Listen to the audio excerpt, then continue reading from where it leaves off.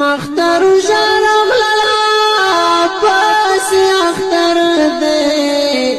عمر تیرے گولا ژوند مختصر دے ट्रांसजेंडर چې کوم دی هغه عام انسانانو په شان چې کوم دی سحري پېشمنیو کې هغه نه بس چې کوم دی د روژه ماتي اهتمام وکړي او په دې په منځ کې چې کوم دی منځونه دي زموږ سبق دي دا ټول روټین چې کوم دی هغه یو عام انسان روټین په شان دی چې